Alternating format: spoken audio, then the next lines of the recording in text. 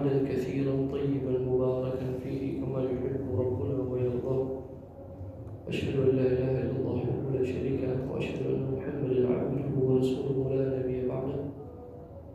ثم أصلي وأسلم الأتمان الأكملان الأفضلان الأدومان الأطهران على نبينا محمد وعلى آله الطيبين الطاهرين وصحابته من الأنصار والمهاجرين وعنا معهم وفيهم برحمتك وجودك وكرمك يا أكرم الأكرمين. ثم أما بعد، رب اشرح لي صدري ويسر لي أمري واحلل عقدة من لساني يفقهوا قولي.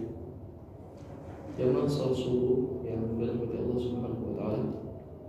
Alhamdulillah kita bermuajahah di pagi hari ini dalam rangka beribadat dan mendekatkan diri kita kepada Allah. Semoga apa yang kita kerjakan diterima oleh Allah Subhanahu wa taala.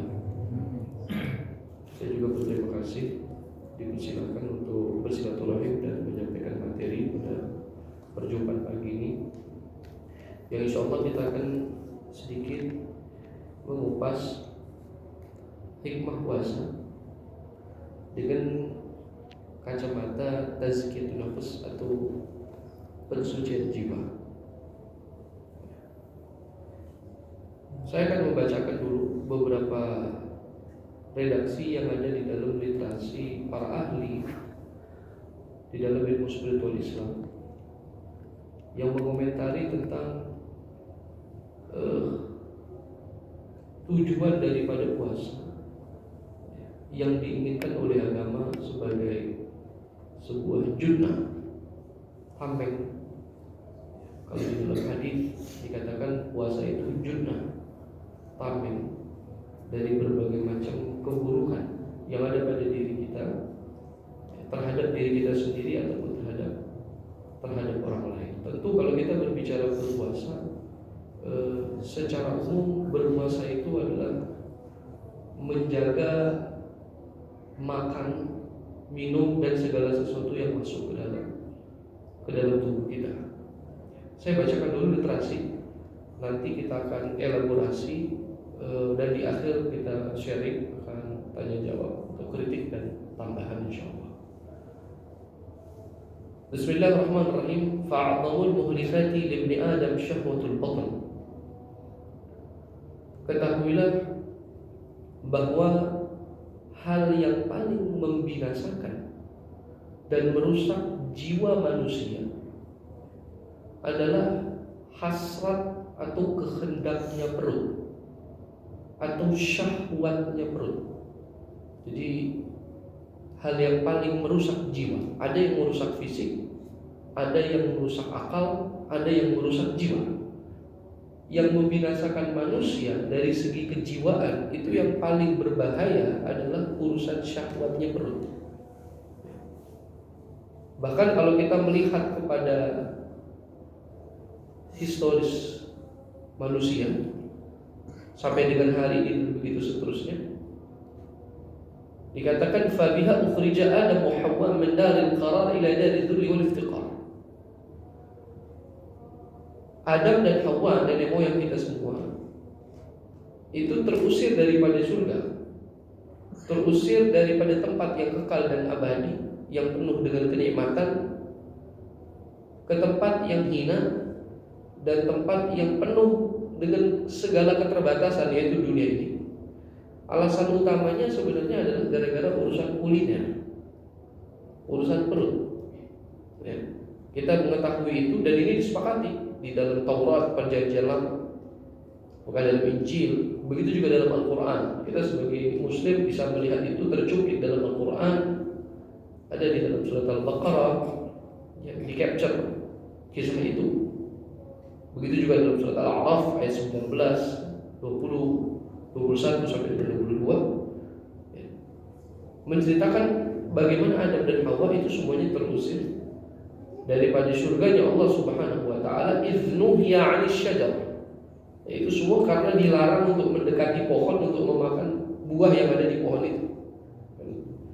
Kalau dalam tradisi Islam kita sebut dengan buah khuldi. Kalau di dalam Taurat itu dibilang buah apel tufah. Khuldi artinya yang mengekalkan dan mengabadikan manusia.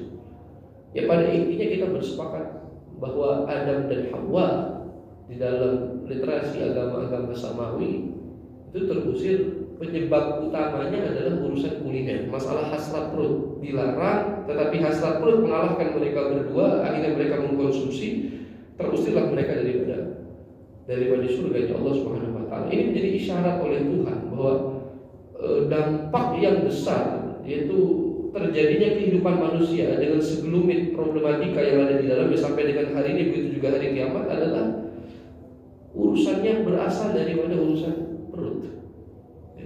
Sampai terhukum Adam dan Hawa itu semuanya berasal daripada urusan perut. Kita akan melihat nanti, saya akan membacakan dulu secara ringkas, lalu kita akan melihat bagaimana maksudnya.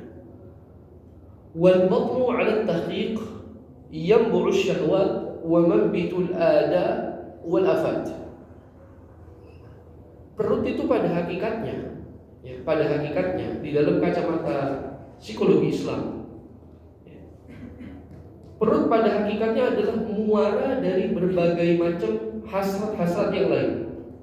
Jadi syahwatnya perut ini menjadi sumber atau muara dari segala macam bentuk syahwat-syahwat yang lain. Kita akan melihat syahwat-syahwat itu ada banyak sekali, dan yang merusak dan membinasakan manusia di kehidupan dunia ini adalah urusan syahwat, hasrat negatif. Nah, perut ini sumber dan muaranya, dan dia menjadi sumber dari segala macam bentuk penyakit yang zahir maupun yang batin. Urusan perut itu, misalnya إذ تتبعها شهوة الفرج وشدة الشبق إلى المنكحات.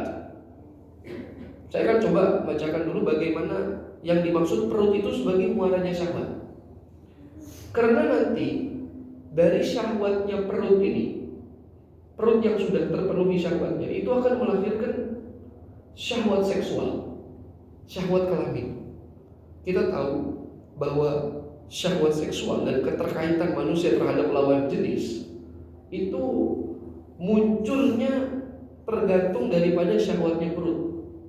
Makanya orang yang nafsu makannya itu kurang karena sakit, selera makannya itu tidak baik, kurang mengkonsumsi makanan, biasanya, mohon maaf, syahwat seksualnya juga ikut turun. Karena nggak ada makanan, tidak ada asupan gizi dan nutrisi itu.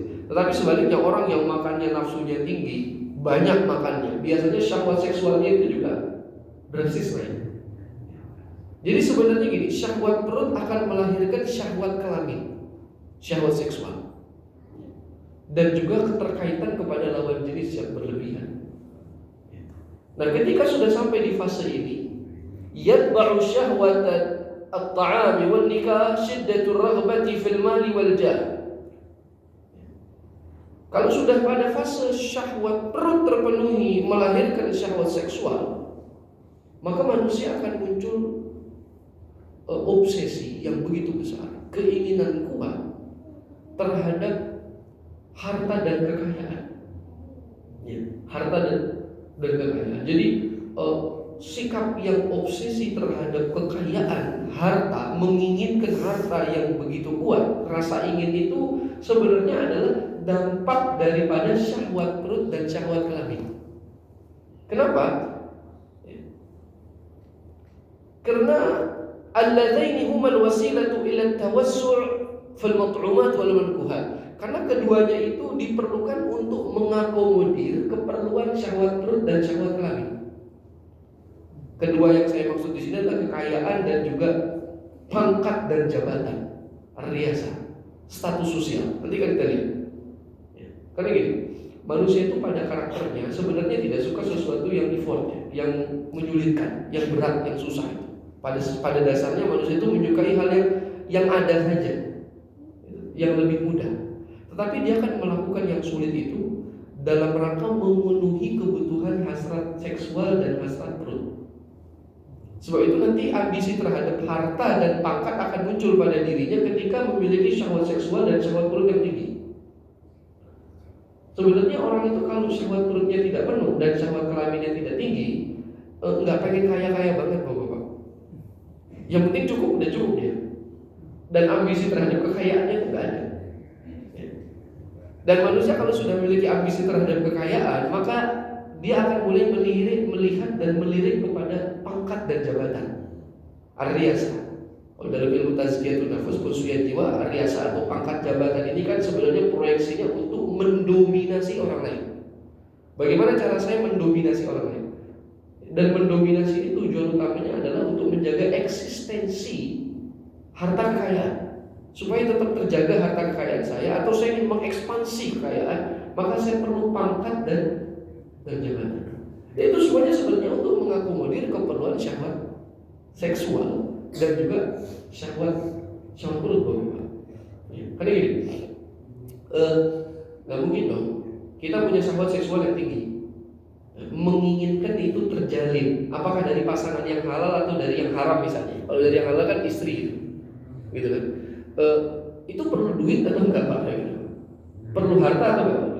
Perlu dong. Nggak mungkin misalnya orang pergi pagi pulang sore nggak bawa apa-apa, terus dia berharap istrinya mandi bersih, senyum sambut dia untuk mengakomodir syahwat seksual dia. Itu kan nggak mungkin. Ya karena istrinya marah-marah aja kan gitu. Belum tentu mandi, ganti baju tidak, menyambut dia tidak, maka hasrat seksual yang sedang ada di dalam pikirannya, yang orientasi itu ingin diaplikasikan, tidak akan terjadi. Sebab itu manusia akhirnya merasa perlu dengan harta untuk mengakomodir hasrat seksualnya tadi, untuk merawat diri, untuk merawat pasangan, sehingga istrinya bahagia, senang, ya diberikan ke salon sama dia, diberikan baju yang bagus sama dia, urusan rumahnya sudah rapi, sehingga nanti untuk mengaplikasikan syahwat seksualnya dia ini bisa terjadi. Atau mungkin dengan wanita yang haram, orang lain yang ada di luar sana, itu kan juga perlu dibiayai dengan uang. Kalau manusia hasrat seksualnya sudah tinggi, maka ambisi terhadap kekayaannya akan besar. Keinginan memiliki harta itu akan muncul pada dirinya dalam rangka mengakomodir semua itu tadi. Jelas sudah di Bapak. Sehingga akhirnya juga hubul jam, mencintai pangkat, mencintai jabatan, mencintai status sosial. Akhirnya saya harus memiliki status sosial, saya harus punya pangkat, punya jabatan. Kenapa? Untuk menjaga eksistensi saya di dalam menjaga kekayaan, atau melakukan ekspansi, memperluas dan memperbanyak kekayaan. Supaya apa? Supaya saya bisa mengakomodir kebutuhan syahwat seksual dan juga syahwat perut saya. Ya. Itu adalah fase yang ketiga. Ya. Tidak sampai di situ. Yatba'u istikthar al-mali wal jahi anwa'ur ru'unati wa dhurubul munafasati wal muhasadat. Nanti ketika sudah muncul kekayaan, pangkat jabatan dan status sosial, ya, maka akan muncul penyakit-penyakit yang lebih kotor lagi pada diri jiwa atau pada jiwa manusia. Yang pertama adalah durubul munafasat, segala macam bentuk persaingan, rivalitas. Jadi kita akan mulai bersaing dengan orang lain. Jadi jiwa-jiwa yang bersaing itu adalah dampak daripada obsesi yang kuat terhadap harta dan pangkat. Akhirnya mulai ada persaingan itu. Mulai ada persaingan. Dari yang memiliki kehendak terhadap harta dan pangkat, ketika itu terselenggara, maka akan muncul durubul munafasah, jiwa-jiwa yang bersaing. Ini saingan saya. Ya, ini terapannya dalam konteks apapun Bapak-bapak ya. Kita bisa melihat itu misalnya ya pada konteks politik, pada konteks ekonomi, pendidikan, kesehatan dan semisal. Akan terjadi kontestasi. Kita mulai merasa ada persaingan dan rivalitas dengan orang lain yang juga memiliki syahwat yang sama dengan kita di dalam memperkaya diri dan juga memperluas pangkat dan jabatan. Sudah mulai ada dulu bermunafasah. Bapak-bapak yang dirahmati Allah Subhanahu wa taala, ketika sudah sampai di fase durubul munafasah, persaingan-persaingan, maka akan muncul yatawalladu bainahuma afatur riya wa ghailatut tafakhuri wat takatsuri wal kibriya. Saat itu akan sudah muncul penyakit-penyakit hati. Di antaranya akan muncul afatur riya, penyakit riya. Ya, pamer, ya. At-takatsur wa tafakhur, bangga-banggaan, banyak-banyakan, ya. Show off, flexing, ya. Wal kibriya, dan kesombongan. Jadi dari persaingan akan memunculkan sikap-sikap sombong, pamer, show off, flexing tadi. Oh dia bisa punya ini, saya juga harus punya. Dia beli ini, saya juga beli. Dia mendominasi orang dengan cara seperti ini, saya juga mendominasi orang dengan cara. Ada yang membanggakan kecerdasan, ada yang membanggakan hartanya, ada yang membanggakan jabatan dan pangkatnya, memamerkan semua itu. Dia beli mobil itu, saya beli mobil. Dia beli tempat di sana, saya beli tempat di sini. Dia punya pangkat seperti ini, saya punya pangkat seperti itu. Sikap-sikap seperti ini, afatul ria dan yang semisalnya, ria, sombong, pamer dan yang semisalnya adalah dampak daripada durubul munafasat, sikap-sikap yang bersaing tadi. Jadi sebenarnya manusia itu nggak mungkin tiba-tiba ria, itu nggak mungkin. Nggak mungkin manusia itu tiba-tiba sombong, itu nggak mungkin. Pasti ada trigger sebelumnya yang telah dilewati dalam fase kehidupan syahwatnya. Nggak mungkin tiba-tiba saya mau pamer, nggak mungkin saya tiba-tiba mau bangga-banggaan, kecuali saya merasa bersaing dengan orang yang ingin saya pamerkan sesuatu yang saya miliki. Jadi saya tidak dibanggakan. Ya. Perlu ada durubul munafasat, perlu ada sikap yang bersaing dulu antara saya dengan orang yang lain tadi. Bapak-bapak yang dirahmati Allah Subhanahu wa taala. Ketika sudah sampai kepada penyakit-penyakit tadi, maka ini fase yang akan melahirkan fase yang kritis pada jiwa manusia. Fase ini fase yang gelap, membuat hati orang menjadi keras. Yang di dalam istilah agama ini disebut dengan ron. Kalla bal rana ala qulubihim. Dalam Al-Quran Allah Subhanahu wa taala mengatakan ya, manusia itu hatinya nanti ada titik hitam yang telah memenuhi hati, itu disebut dengan ron. Fase ron ini akan melahirkan summa yatada'a dzalika ila al-hasad wal hiqdi wal baghdha'i wal adawah. Dari show off, pamer, flexing dan yang semisalnya, apa yang terjadi? Kebencian, kedengkian, amarah. Akhirnya yang tadinya bersaing, show off, pamer dan yang semisalnya dengan saingannya, maka akan muncul benci, hikit, dengki, baghdha, amarah. Pada akhirnya berujung kepada al-adawah, permusuhan. Ya. Jadi dari rivalitas yang sehat menuju rivalitas yang berpenyakit, menuju permusuhan. Sehingga yang muncul bukan lagi objektivitas di dalam melihat orang lain, tetapi subjektivitas kebencian. Apapun yang datangnya dari pesaing, dia hanya akan melihat sisi-sisi keburukannya saja karena dia membenci. Dan yang ada hanya permusuhan. Ya. Kita akan melihat itu dan menyaksikan realitas itu dalam kehidupan kita sehari-hari. Segala macam bentuk kontestasi yang dibangun dengan syahwat awalnya, itu pasti akan berakhir kepada kebencian dan permusuhan. Kalau orang yang itu yang beda, musuh bawaannya. Ya kita lihatlah dalam urusan politik, ya dalam urusan apapun itu. Makanya di istilah itu tidak ada sahabat di dalam politik kan gitu. Sebenarnya statement itu adalah statement dibangun oleh orang-orang yang menjadikan politik sebagai kendaraan syahwatnya. Karena nanti menjadi rival. Ketika sudah menjadi rival, ya sudah pasti menjadi musuh. Sehingga tidak ada istilah sahabat gitu. Yang ada adalah kebencian dan permusuhan. Seperti itu. Bapak-bapak yang dirahmati Allah Subhanahu wa taala. Tidak berhenti sampai di sini. Tadi saya katakan ini fase yang kronis, maka akan masuk kepada fase yang terakhir. Ini adalah fase yang membinasakan jiwa manusia. Ini stadium yang terakhir, penyakit pada jiwa manusia. Ketika sudah sampai kepada kebencian, kedengkian dan juga amarah yang menghasilkan permusuhan, ya, yufdi dzalika bi sahibihi ila iqtihamil baghi wal munkari wal fahsya. Akhirnya akan membawa kepada orang tersebut kepada sikap yang dia mampu menerjang, menerobos batasan-batasan orang lain, ya. Menerobos dan menerjang batasan-batasan orang lain. Itu batasan hukum, batasan moral, batasan etika. Hak-hak orang lain bisa diterjang dan bisa diterobos begitu saja dengan cara-cara yang keji, dengan cara-cara yang mungkar, dengan cara-cara yang tidak dibenarkan. Ya, itu sudah tidak ada Pak etika, hukum dan moral sudah tidak ada. Batasan-batasan manusia bisa diterjang. Kalau sudah sampai di fase kebencian dan amarah, maka dia bisa menerjang. Apa dampaknya? Curang, licik, menipu, menzalimi, itu semua adalah output daripada iktihamul baghi wal munkar. Segala macam bentuk penerjangan atas batasan-batasan orang lain. Jadi begini, sikap menerjang kepada batasan orang lain itu tidak terjadi begitu saja pada jiwa manusia, kecuali dia telah melewati berbagai macam syahwat-syahwat yang ada dulu tadi. Paham atau tidak? Tidak mungkin ada sikap-sikap yang seperti itu kecuali dia telah terjadi pada jiwanya fase-fase syahwat yang tadi. Wa kullu dzalika thamaratu ihmalil ma'idah. Ini semua adalah dampak daripada membiarkan perut yang selalu kenyang.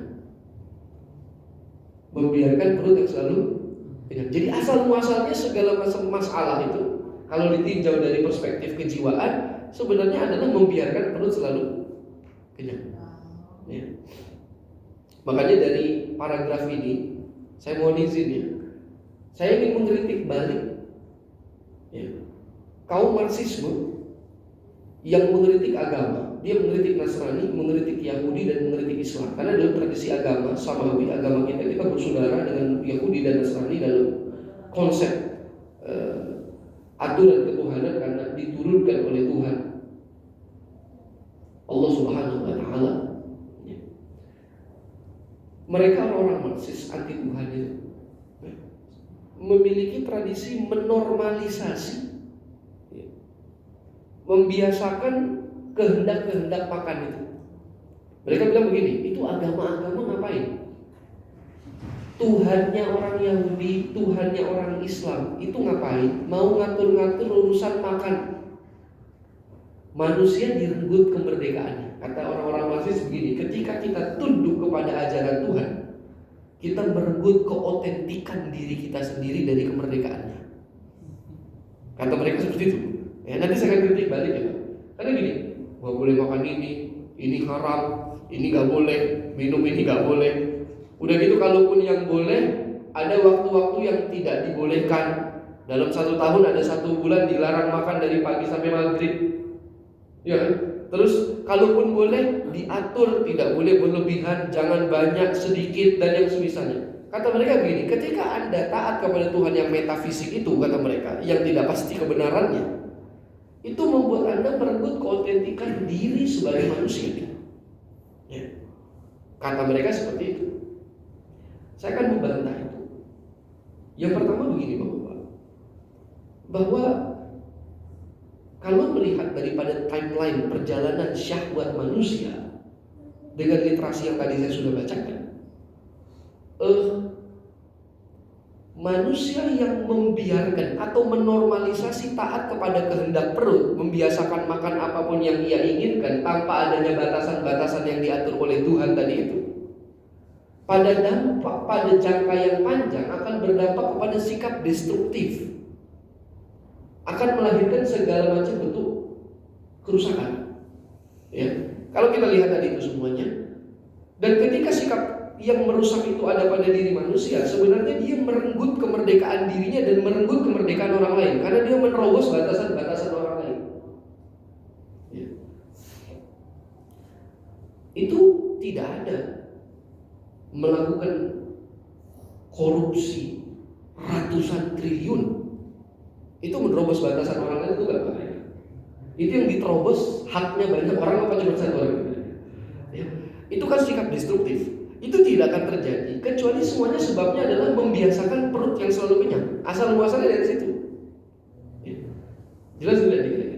Sehingga kalau dikatakan tunduk kepada aturan Tuhan itu merenggut kemerdekaan, sebaliknya ketika kita tidak tunduk dengan aturan Tuhan, menormalisasi kebiasaan menuruti hasrat makan yang perut itu selalu penuh, dan itu tradisinya orang-orang Marxis tadi yang mengkritik agama, sebenarnya akan merenggut kemerdekaan diri dan kemerdekaan orang lain, karena dia akan menerjang batasan-batasan orang. Faham betul kan? Ya. Jadi nggak mungkin itu ada oplos Pertamax dan Pertalite tiba-tiba kayak gitu aja, itu nggak mungkin, kecuali sebenarnya timelinenya berasal daripada perut yang selalu kenyang. Itu checkpoint yang pertama yang akan membawa orang kepada sikap-sikap destruktif yang lain. Dan saya akan mengkritik statement yang selalu ada yang di-framing oleh orang-orang seperti itu yang mengatakan begini, bahwa kriminal itu lahir dari perut orang yang lapar. Saya ulang, kriminal lahir dari perut orang yang lapar. Kan selalu begitu ya Pak. Kalau tindakan kriminal selalu kata-katanya adalah ini adalah dampak ekonomi lemah. Kriminal dampak daripada perut yang lapar. Itu statement yang salah. Kenapa? Karena begini, kriminal yang dilakukan oleh orang yang perutnya lapar itu adalah kriminal yang sikapnya parsial, ya, dan dia tidak disengaja, adalah kedaruratan. Contohnya misalnya gini, maling ayam, ya kan, mencuri pisangnya tetangga gitu ya Pak, ngambil buah mangganya orang, ya paling parah-parahnya ngelihat motornya orang diambil gitu. Itu parsial. Ya. Dan kriminal yang datang dari perut yang lapar ini sebenarnya hanya dampak daripada kriminal yang datang dari perutnya orang yang kekenyangan. Yang kriminalnya adalah kriminal yang universal, karena yang bikin orang jadi susah adalah orang-orang yang perutnya kekenyangan. Karena dia menerobos batasan-batasan banyak orang, membuat orang jadi susah. Kesusahan orang berdampak kepada kriminal yang baru. Jadi kriminal datang dari perut orang yang kekenyangan, bukan datang dari perut orang yang lapar. Faham atau tidak? Makanya dalam Islam itu yang dikritik orang kenyang, bukan orang lapar.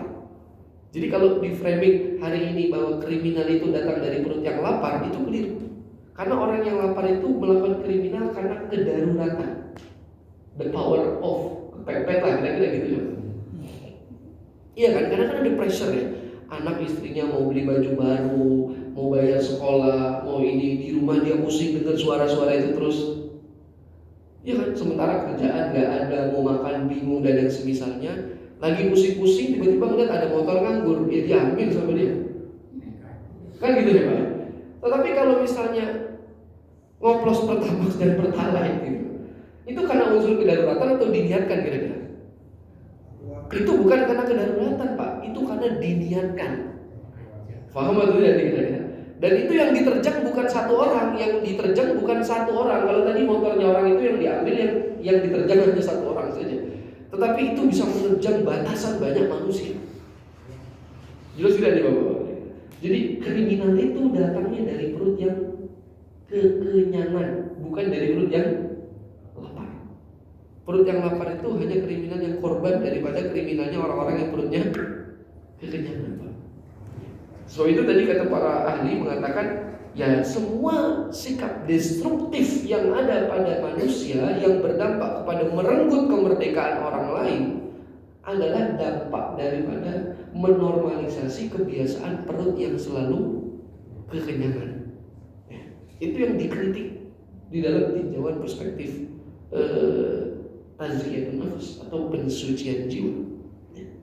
Makanya uniknya gini, orang-orang Marxis lagi-lagi mereka menjilat ludah mereka sendiri.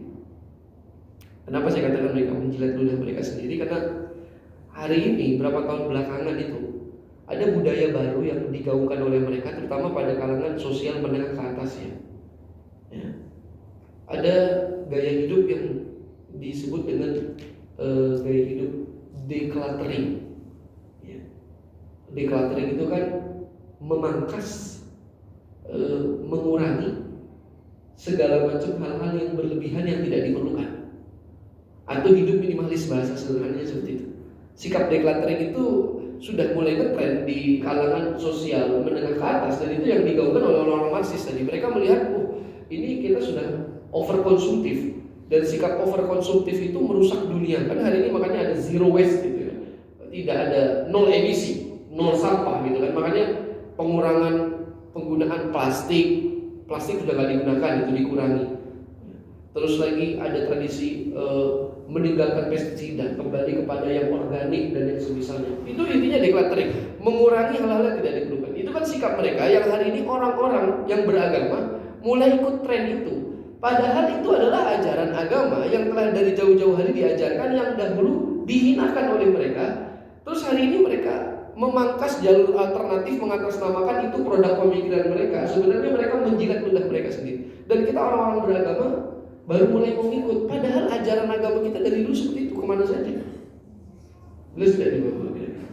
Ya, dan itu nanti panjang karena materi saya bukan lagi mau mengkritik kaum Marxis. Kita tidak sedang berbicara dengan konsep atau teori-teori filsafat atau teori-teori pemikiran mereka. Ini hanya karena beririsan antara pembahasan kita tentang taklid, pengurangan atau tidak melakukan over konsumtif di dalam makan dan minum secara berlebihan. Bapak-bapak yang dirahmati Allah Subhanahu wa taala, saya bacakan lagi lanjutannya, paragraf selanjutnya. Walau dzallala al-'abdu nafsahu bil ju'. Andai kata manusia mau menjinakkan dirinya dengan senantiasa merasa lapar, dalam artian tidak sampai kekenyangan. Andai saja manusia itu mau terus-terusan tidak memenuhi perutnya, maka dia akan taat dan tunduk kepada aturan-aturan Tuhan, tunduk kepada norma hukum, tunduk kepada etika dan moral, dan dia tidak akan pernah menerjang batasan-batasan orang lain. Walam tasluk sabilal bitari wa tughyan, dan dia tidak akan menempuh jalan-jalan berlebihan dan juga jalan-jalan kekejian tadi itu. Jadi kalau manusia mau untuk menahan dirinya daripada merasakan kenyang, sebenarnya dia tidak akan pernah bisa melakukan segala macam sikap-sikap destruktif tadi. Walam yadra bihi dzalika ila al-inhimak fid dunya, dan dia tidak akan terperosok masuk ke dalam tipu dayanya dunia ini. Wa ithal al-ajilati 'ala al-ukhbah, dan dia tidak akan pernah mendahulukan tidak pernah mendahulukan dunia daripada akhirat. Jadi orang yang mendahulukan dunia daripada akhiratnya adalah orang yang perutnya selalu kenyang. Kayak gini Pak, kalau ada orang yang mendahulukan akhirat daripada dunianya, saya pastikan walaupun dia miskin, fakir, lagi lapar, nggak punya apa-apa, terus melihat ada sesuatu yang bisa dimakan, bisa diambil, tapi bukan punya dia, dan dia nggak tahu itu punya siapa. Kalau orang ini orang yang mendahulukan akhiratnya, jangankan diambil, disentuh juga nggak berani dia, walaupun dia miskin, karena jiwanya akan mengatakan ini bukan punya saya. Saya lapar, saya susah, saya miskin, tapi ini bukan punya saya nggak akan mau sentuh dan nggak mungkin saya ambil. Itu kalau orang yang mendahulukan akhirat. Tapi kalau orang yang mendahulukan dunia daripada akhiratnya, kenyang dia, kaya lagi, punya segala sesuatu, melihat sesuatu yang lain yang bukan punya dia, bawaannya maunya diambil juga sebenarnya, disikat juga Pak. Oh tidak kira-kira, ya kan? Itu karena dampak daripada orang-orang yang mendahulukan dunia daripada akhirat. Itu tadi. Ya, segala macam bentuk perilaku destruktif itu adalah dampak daripada perut yang selalu kekenyangan. Itu kan orang yang korupsi ratusan triliun itu orang yang lapar atau orang yang kenyang Pak? Orang yang miskin atau orang yang kaya? Kekenyangan, tetapi masih mau merampas hak orang lain, bahkan yang dirampas hak orang susah. Dan dalam bahasa agama dikatakan walam yatakalab kull hadha takalub 'ala dunia, dan mereka tidak akan melakukan sikap-sikap takalub. Takalub itu apa bahasa Indonesianya? Takalub itu dari kata kilab, kalbun, binatang anjing. Bapak pernah lihat anjing yang bergerombolan sedang makan bangkai daging gitu? Atau pernah lihat tong sampah ada lalat, banyak lalat yang lagi berkumpul itu, lagi mau makan sampah itu namanya takalub. Ya. Orang yang perutnya selalu kenyang itu sikapnya pasti takalub, rakus dan seronok terhadap hal-hal yang sikapnya dunia itu tadi. Mereka itu seperti anjing-anjing liar yang lagi kelaparan, nggak bisa melihat daging busuk, langsung mau dimakan-makan aja dia. Takalub. Saya rasa ada kata-kata dalam bahasa Indonesia, saya tidak tahu itu diksi bahasa Indonesia atau bahasa daerah. Saya pernah dengar namanya kalap. Mungkin itu resapan dari bahasa Arab, takalub.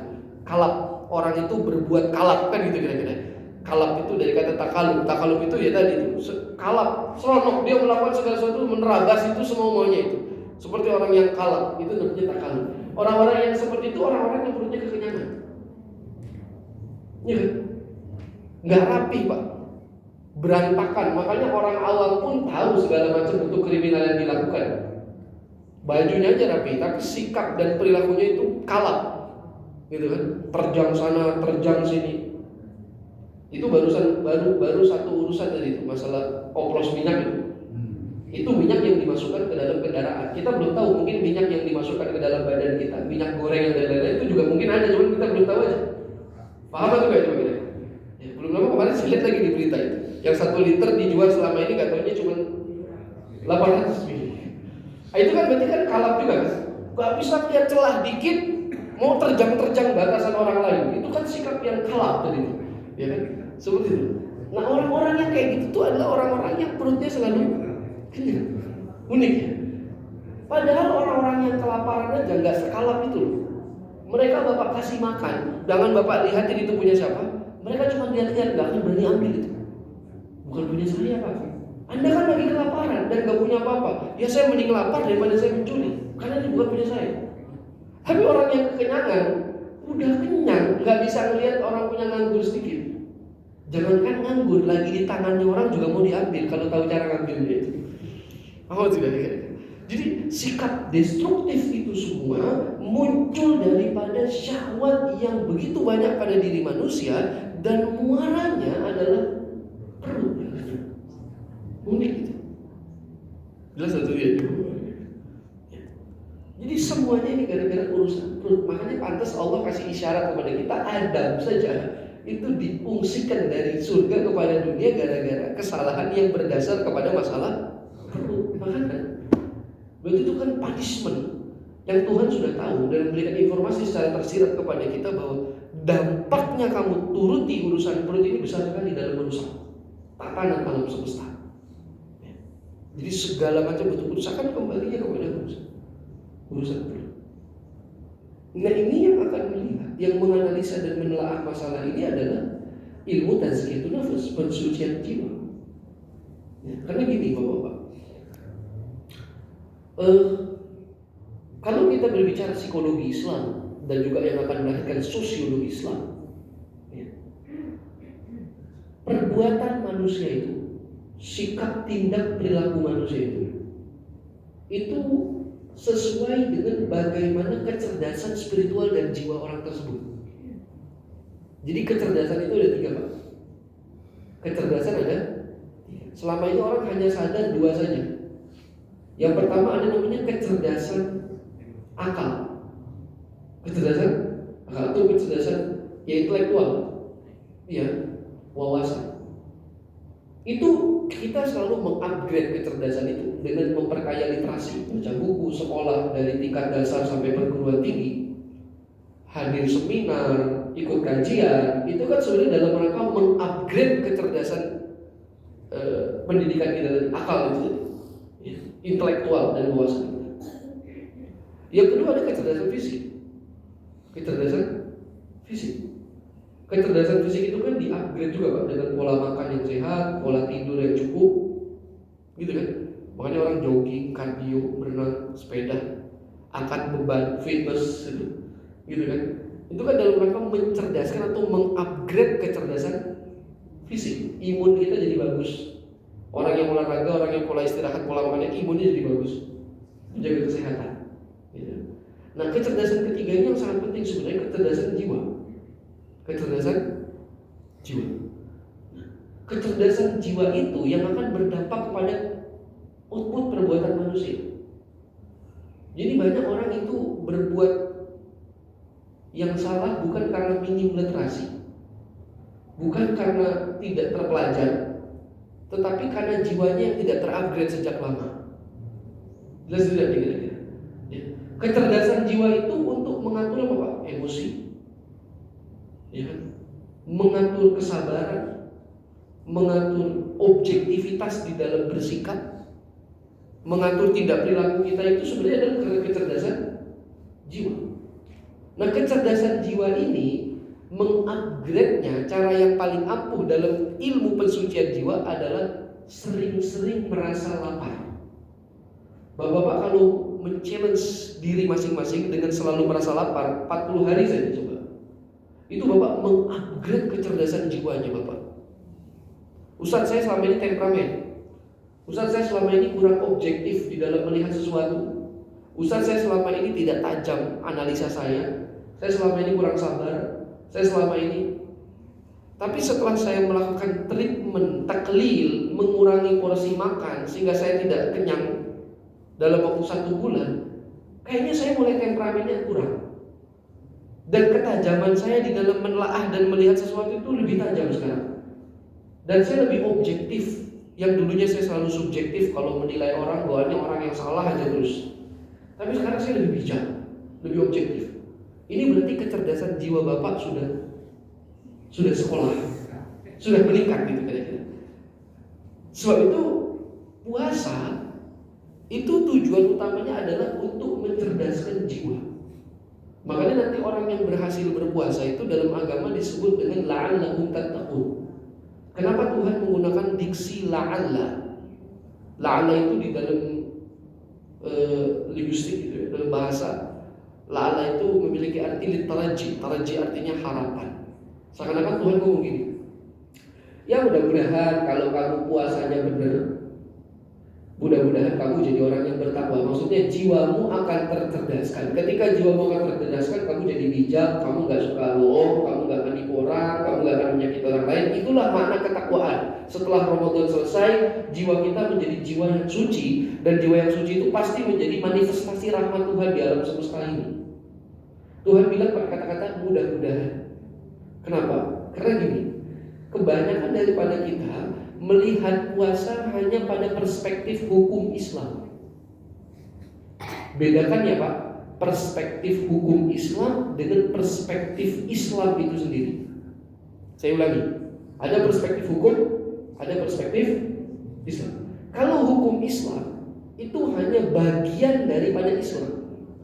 Hukum Islam itu yang kita sebut dengan fikih. Kalau perspektif hukum Islam kan puasa itu tarku mufattirin min tulu'il fajri ila ghurubis syams, menahan diri dari makan dan minum dan segala hal yang membatalkan puasa dari subuh sampai maghrib. Itu namanya puasa dalam perspektif hukum Islam.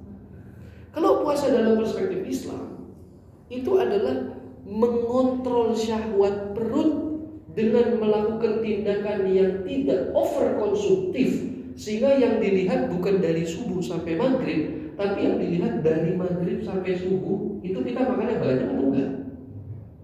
Paham juga ya Bapak? Kalau dari maghrib sampai subuh kita balas dendam dengan mengkonsumsi banyaknya makanan-makanan yang tidak bisa kita konsumsi di siang hari dan di pagi hari juga di sore hari, ini berarti kita belum berpuasa dalam perspektif Islam. Kita hanya berpuasa pada perspektif hukum Islam.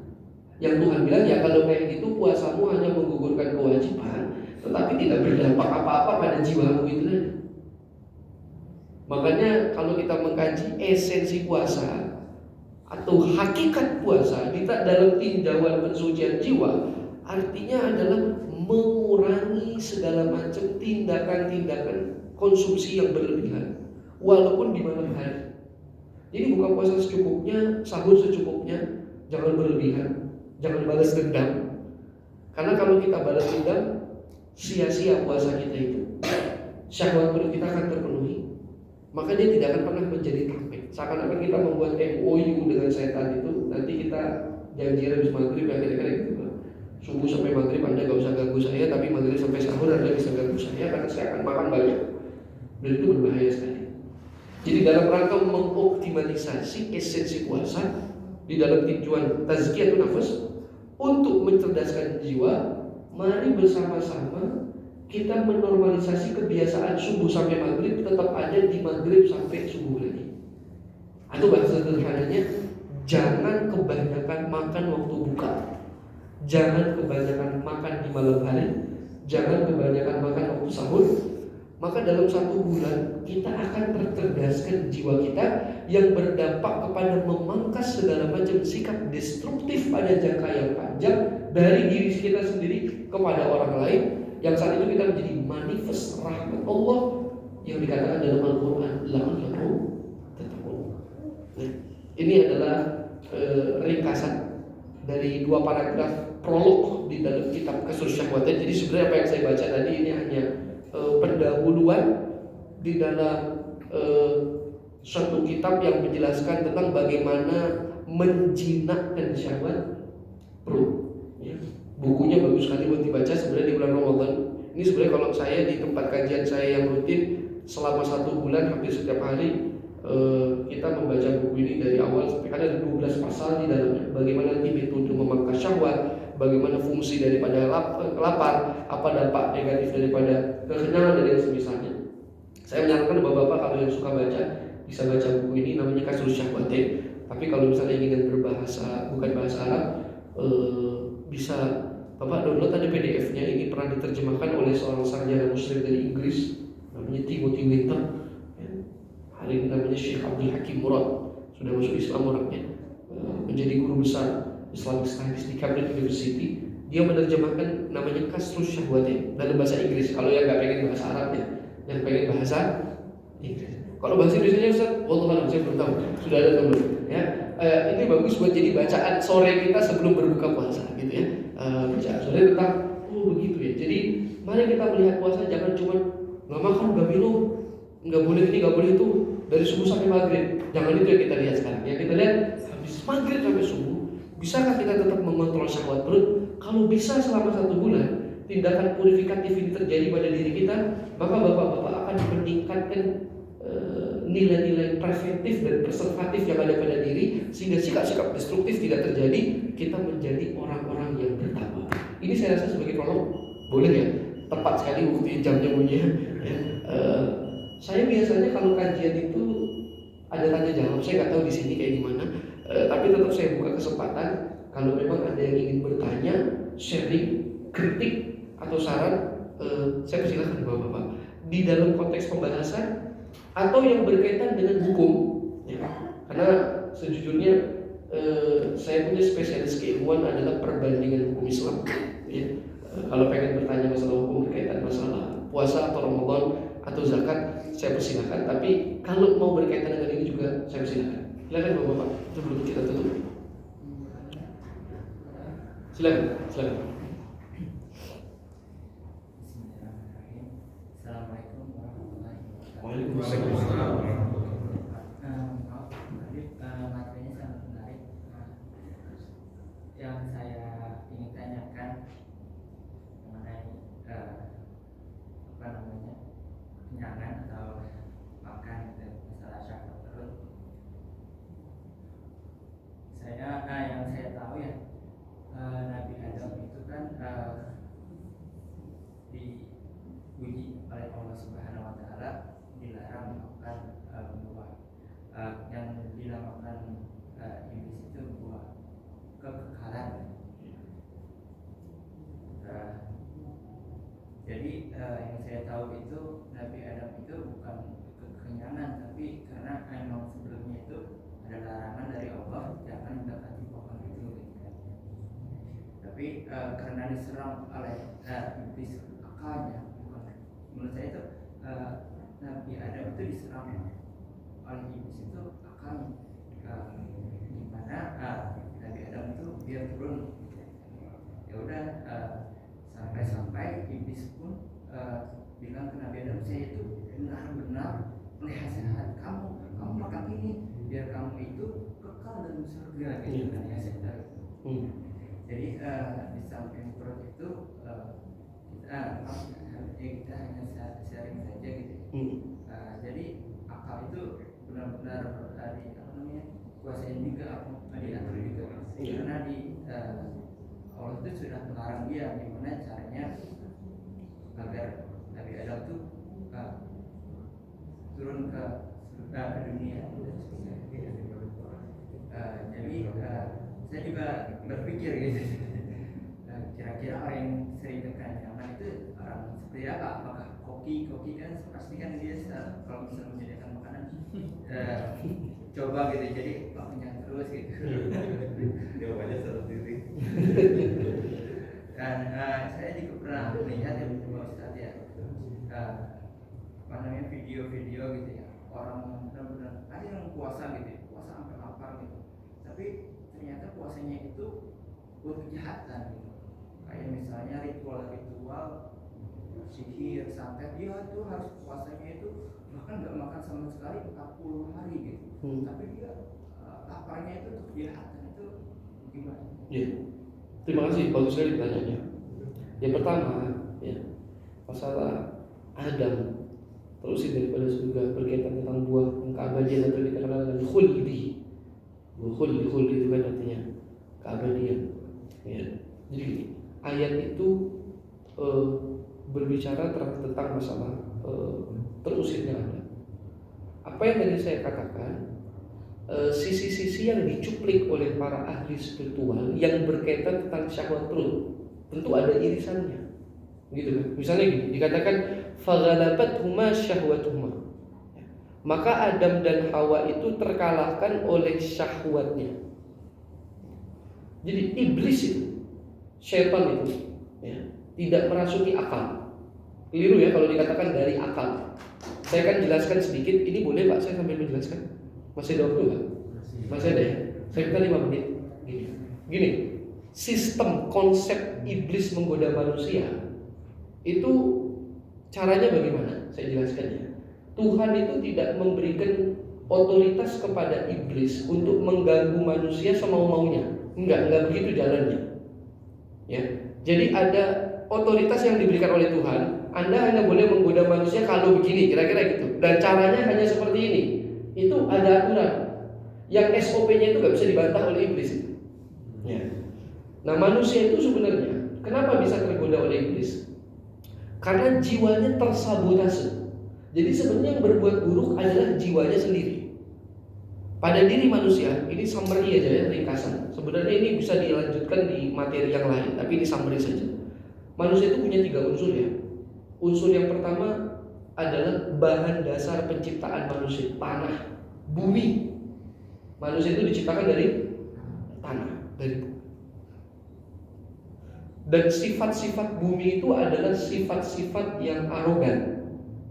Karena sesuai dengan apa yang dimakan. Yang dimakan kan juga dari bumi Pak. Ayam, sapi, sayur itu dari bumi kan. Maka nanti sifatnya sifat-sifat hayawani. Dalam bahasa Tazkiratul itu sifat-sifat hewan. Rakus, maruk, zolim, ingin menang sendiri. Itu sifat-sifat manusia yang unsurnya namanya unsur ardiyah, unsur kebumian. Dan sudah tidak. Nah, ini waktu masih unsur bumi ini belum hidup. Dihidupkan karena ada titipan ruh yang maha hidup. Tuhan meniupkan ruhnya. Dalam bahasa agama, wa nafakhtu fihi min ruhi. Allah meniupkan ruhnya itu kepada si tanah ini sehingga si tanah menjadi hidup. Listriknya itu adalah ruh. Paham atau tidak? Ya. Listriknya kehidupan manusia, unsur yang membuat kita bisa jadi hidup, baterainya itu adalah ruh namanya. Jadi ada unsur kedua namanya apa? Ruh. Dan ruh itu murni manifestasinya Tuhan. Makanya kita jadi hidup karena ruh dari Tuhan. Dinamonya sudah ada. Namanya atau listriknya, listriknya adalah ruh, bahannya adalah tanah. Yang menjadi penggerak, menjadi pilot atas menjaga kestabilan ruh dengan tanah itu diciptakan oleh Tuhan, namanya nafs, jiwa. Dalam bahasa agama Allah katakan wa nafsin wa ma sawwa. Demi jiwa dan yang menciptakannya. Jadi jiwa itu diciptakan oleh Tuhan, jadi muharrik, dinamo, pilotnya gitu kira-kira. Oke? Jiwa itu kokpitnya manusia. Ada 2 unsur pada jiwa, ada ruh, ada bumi. Kalau dalam bahasa Tazkiyatun Nafas, ruh itu namanya unsur lahud, unsur dimensi ketuhanan. Jadi pada diri kita ini ada dimensi Tuhan atau tidak? Ada. Sifat Rahman, Rahim, kita menyayangi, mencintai, suka berbagi. Itu adalah sifat-sifat ketuhanan yang ada pada diri manusia. Karena pada diri kita ada dimensi Tuhan. Jelas satu ya. Kalau nggak ada dimensi Tuhan kita nggak hidup Pak. Kita hidup karena dihidupkan oleh yang maha hidup dengan dititipkan ruh dari yang maha hidup. Itu dimensi ketuhanan. Tapi jangan lupa kita juga punya dimensi kebumian. Nyolong tadi itu Pak, ngambil punya orang, nggak mikirin orang lain, yang penting kenyang sendiri. Itu kan dimensinya binatang gitu. Karena yang kita makan dari bumi ini, gitu kan. Rakus, jahat, ingin menang sendiri, itu sikap-sikap dimensi kebumian. Pada diri manusia ada dimensi kebumian. Nah, jiwa nafas itu sudah diajarkan oleh Tuhan. Fa'alhamaha fujuraha wa taqwaha. Tuhan sudah mengajarkan kepada jiwa itu mana baik, mana buruk. Kapan mengaktifkan sisi-sisi ketuhanan, kapan mengaktifkan sisi-sisi kebumian. Jadi kalau ibarat pilot itu pilotnya udah ngerti. Ini belok kanan kapan, belok kiri kapan. Kalau orang itu selalu berada dalam gate itu, normal lah perjalanan. Problemnya gini.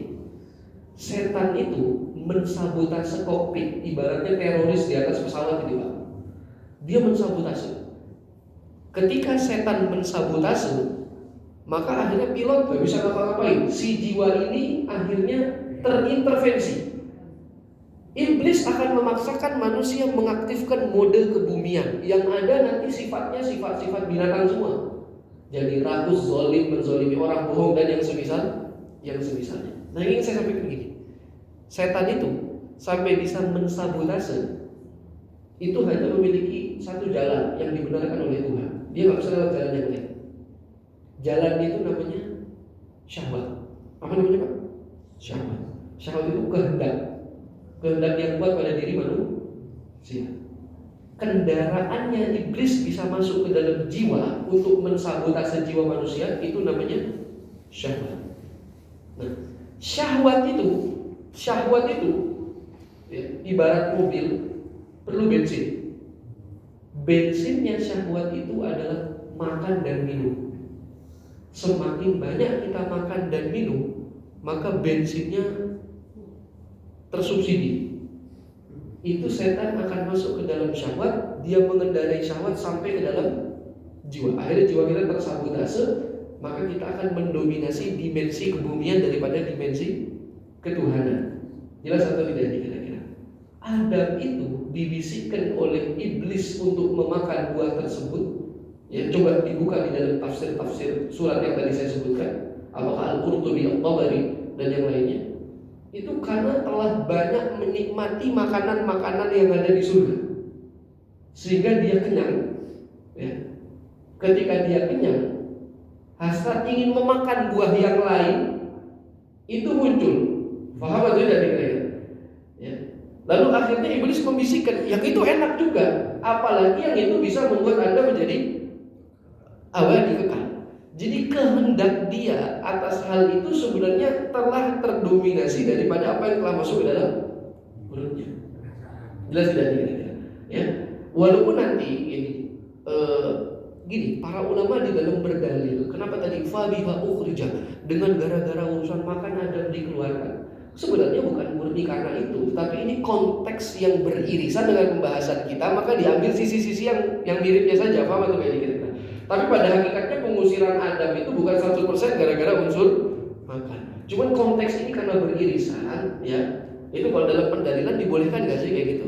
Ya boleh-boleh saja, ya kan? Untuk apa? Mengafirmasi pembahasan ini, kira-kira seperti itu. Jadi ada nggak alasannya karena makanan? Ada, karena sebelumnya udah makan yang lain dulu. Apa tidak? Ya? Sudah makan yang lain. Maka dikatakan faghalabathuma syahwatuhuma, maka dia terkalahkan dengan syahwatnya. Berarti sudah terisi dulu perutnya. Terkalahkan. Oh, yang ini juga enak kata setan. Nah, jadi bukan dari akal. Tidak mungkin tiba-tiba akalnya Anda mengatakan wah iya juga ya, enggak pernah. Jadi itu adalah kembalinya kepada syahwat. Dan syahwat itu masuknya daripada makanan. Makanya Nabi pernah baca, bapak-bapak pernah dengar dalam hadis Nabi bilang begini, inna syaitan la yajri min ibni Adam majrad dam. Setan itu akan merasuki manusia melalui jalur darah. Maksudnya jalur darah makanan. Jadi jalanannya setan ke dalam jiwa manusia itu sudah dari makanan. Makanya kita harus potong aksesnya setan. Nabi Muhammad mengatakan fadhiqu majariyahu bil ju'. Potonglah akses-aksesnya setan itu dengan cara apa ya Rasulullah? Lapar. Itu yang pertama secara singkat. Yang kedua, tadi yang saya bacakan itu prolog. Kita belum sedikit pun menganalisa dan menelaah, ya. Karena kan ini sikapnya kajian umum ya Pak ya. Tradisi saya selalu kalau membahas sesuatu harus komprehensif, tetapi itu kan jadinya kajian ilmiah dan harus berkelanjutan. Ini yang saya bacakan hanya prolog. Nanti dari prolog ini akan ada 12 pasal. Salah satu pasal akan berbicara ahkamul ju', hukum-hukum lapar. Jadi apakah semua lapar itu yang terpuji? Tentu tidak. Nanti ada lapar yang haram, ada lapar yang sunnah, ada lapar yang mubah. Jadi jangan nanti menganggap wah kelaparan itu semuanya bagus. Belum tentu. Nanti akan kita lihat dinamika lapar itu ada dalam hukum dibahas. Itu satu pasal sendiri. Jadi tadi hanya prolog pendahuluan saja. Kita belum bicara spesifik. Dua tadi pasal ada orang berpuasa niatnya buruk. Jadi gini, orientasi orang dalam melakukan sesuatu dengan orientasi yang buruk bukan berarti sesuatu itu pasti buruk. Sekarang ada orang sholat tujuannya pamer. Apakah sholat itu berarti buruk? Itu orientasi dia yang salah. Berpuasa diorientasikan untuk sihir dan yang semisalnya, itu perbuatan orientasi dia yang salah, tetapi bukan berarti menjadikan puasa sebagai perbuatan yang tercela. Jelas atau tidak kira-kira? Nah, jadi terus kekenyangan yang bagaimana juga yang dampaknya buruk? Apakah tadi koki gitu kan? Coba tester makan, wah kenyang. Bukan yang seperti itu. Karena kekenyangan yang dimaksud di sini juga nanti ada dinamika hukum. Kapan kita boleh kenyang? Batasan kenyang apa? Lagi-lagi itu ada di pasal sendiri. Ya mohon maaf karena hari ini waktu yang singkat gitu kan, saya tidak mungkin membacakan semua. Bahkan tadi prolognya saja belum selesai, itu hanya 2 paragraf. Ada 4 paragraf di dalam prolog pendahuluan kitab yang saya baca. Ya, mohon maaf ya Bapak, kalau saya ceramahnya mungkin belum selesai. Gini, karena tradisi kita sebagai akademisi itu membaca literasi, lalu menerjemahkan dan mengelaborasi. Menarik kesimpulan itu nanti masih jauh sekali. Jadi saya sebenarnya tidak terbiasa ceramah. Dan saya kurang minat penceramah gitu ya. Saya lebih minat mengkaji, kita telaah, kita analisa, baru mengambil kesimpulan. Jadi untuk sampai kepada premis minor saja hari ini belum. Bagaimana mau sampai kepada konklusi? Tapi terima kasih pertanyaannya. Jadi PR-nya nanti, mari belajar sama-sama, bapak-bapak pelajari lagi. Buku tadi coba tolong dibaca gitu kan. Bahwa ada nanti hukum-hukum lapar yang bagus gimana, lapar yang nggak boleh apa, kenyang yang berbahaya seperti apa, kenyang yang baik seperti apa. Jadi itu akan ditafsir memiliki dinamika dan tidak statis pembahasannya. Tidak setiap kenyang terpuji, tidak setiap lapar tercela atau sebaliknya. Semuanya ada dinamika. Terima kasih pertanyaannya. Masih ada? Cukup ya? Oh ya, mohon maaf ya Pak kalau punya kelewatan ini ya. Tapi hari Minggu lah, agak nyantai-nyantai. Ketemunya jarang-jarang ini sekali ketemu, jadi ya saya mohon maaf kalau misalnya penyampaian materi belum selesai. Sejujurnya materinya sangat panjang sekali. Ini hanya prolog, menstimulus kita untuk tetap belajar, gitu kan? Kajian itu bukan cuma dengerin ceramah harusnya, membuat kita terbawa ingin menjadi orang yang lebih tahu lagi dan mau membaca. Ya, tadi saya sudah endorse bukunya, tinggal di download gitu ya. Bapak cari di PDF, itu bagus kita baca sore-sore sebelum berbuka. Lihat, oh begini bro itu masalahnya, oh begini. Sehingga kita bangga dengan puasa kita. Dan kita bisa optimalisasi puasa dalam kehidupan sehari-hari. Saya cukupi materi pagi ini. Sebelumnya saya ucapkan mohon maaf yang sebesar-besarnya dan semoga ibadah kita diterima oleh Allah Subhanahu wa taala. Kurang lebihnya mohon maaf. Subhanakallahumma wa bihamdika asyhadu an la ilaha illa anta astaghfiruka wa atubu ilaik. Wa sallallahu wasallam ala nabiyyina Muhammad wa alihi thayyibil tahirin. Wa assalamualaikum warahmatullahi wabarakatuh.